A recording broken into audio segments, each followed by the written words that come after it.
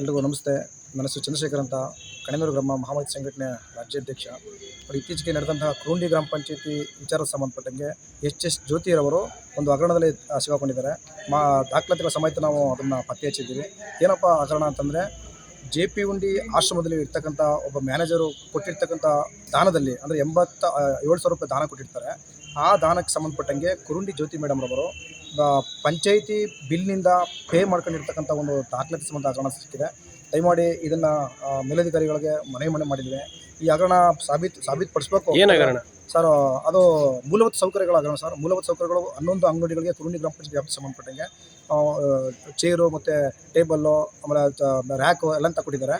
ಇದನ್ನು ಆಶ್ರಮದ ಮ್ಯಾನೇಜರ್ ತಗೊಟ್ಟಿರೋದು. ಆದರೆ ಮೇಡಮ್ರವರು ಬಿಲ್ ಹಾಕಿದ್ದಾರೆ. ಇದನ್ನು UO ಸಾಹೇಬರಿಗೆ ಸಬ್ಮಿಟ್ ಮಾಡಿದ್ದೀನಿ. ತನಿಖೆ ನಡೀತಾ ಇದೆ. ಇದಲ್ಲದೆ ಸುಮಾರು ಹಗರಣಗಳಾಗಿದೆ.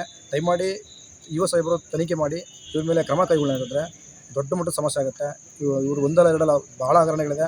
ಒಂದೊಂದಾಗಿ ನಾವು ನಿಮ್ಮ ಮುಂದೆ ಸಬ್ಮಿಟ್ ಮಾಡ್ತೀವಿ ಅಂತ ಹೇಳಕ್ಕೆ ಇಷ್ಟಪಡ್ತೀನಿ. ಜ್ಯೋತಿ ಅಂದ್ರಲ್ಲ, ಜ್ಯೋತಿ ಅನ್ನೋರು ಯಾರು ಸರ್? PDO ಕುರುಂಡಿ ಗ್ರಾಮ ಪಂಚಾಯತಿ PDO ಅಧಿಕಾರಿಗಳು. ಅಂದರೆ ಅವ್ರು ಈಗಾಗಲೇ 11 ಅಂಗನವಾಡಿಗಳಿಗೆ ಮೆಟೀರಿಯಲ್ ತಗೊಂಡವ್ರೆ. ಹೌದು ಸರ್.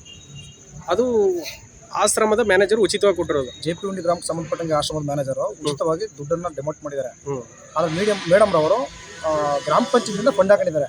ಮೂಲಭೂತ ಸೌಕರ್ಯಗಳ ಹೆಸರಲ್ಲಿ ಗ್ರಾಮ ಪಂಚಾಯತ್ ಫಂಡ್ ಹಾಕಿದ್ದಾರೆ. ಉಚಿತವಾಗಿ ಕೊಟ್ಟಿರೋದನ್ನ ಬಿಲ್ ಮಾಡ್ಕೊಂಡು. ಹೌದು ಸರ್, ಕೊಟ್ಟಿರೋದು ಅವನು, ಬಿಲ್ ಹಾಕೊಂಡಿರೋದು ಇವರು. ಹಾಂ ಸರ್.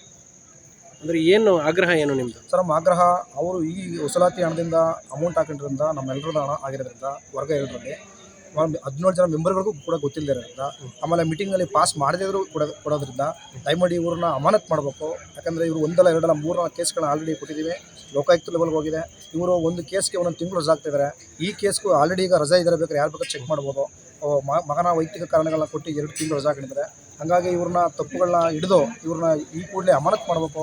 ಅಂದರೆ ಈ ಪ್ರಕರಣ ಬೆಳಕಿಗೆ ಬಂದಮೇಲೆ ರಜಾ ಹಾಕ್ಬಿಟ್ಟವ್ರೆ. ಹೌದು ಸರ್, ಪ್ರಕರಣ ಬೆಳಕು ಬಂದಂಗೆ ರಜಾ ಹಾಕಿದ್ದಾರೆ.